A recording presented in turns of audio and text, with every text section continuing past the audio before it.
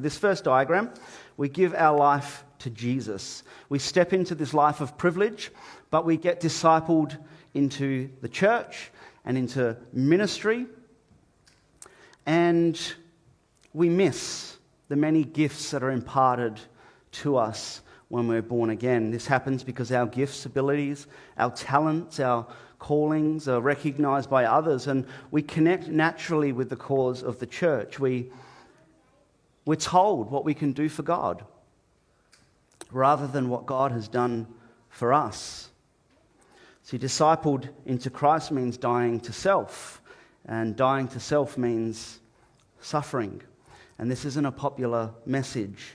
How do we retain new people that come into the church with this kind of message?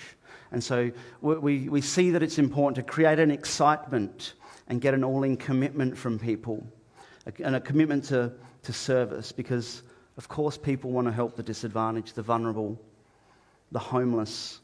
If you look back to when you were saved, when I was saved, I wanted to tell people about Jesus. I wanted to get involved wherever I could, and I missed an incredible opportunity to be discipled into Christ because I was discipled into the church.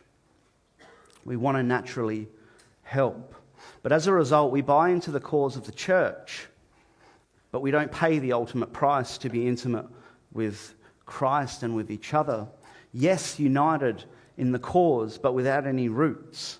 We're like a house built on sand. We become known by what church we're a part of, our style of worship or our particular denomination, the programs we run, operating out of an identity that's found in what we do and how we do it, not who we are and whose we are. And whilst we may be united for a moment, we divide very easily according to our wills, according to disagreement, arguments, preference, because we haven't identified with unity in its purest form, because we've become disciples of the church.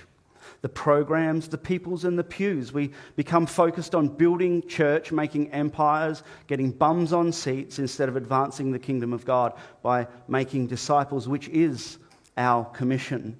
Jesus promised that he would build his church, and he released us in resurrection power to go and make disciples of all nations. But we take the reins.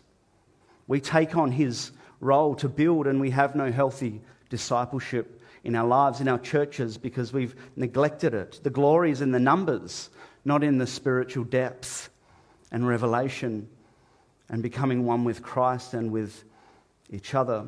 And this is why we easily fall into this kind of mindset, and pride develops, as you can see on the diagram, as we look to our gifts and our abilities to maintain what we've started.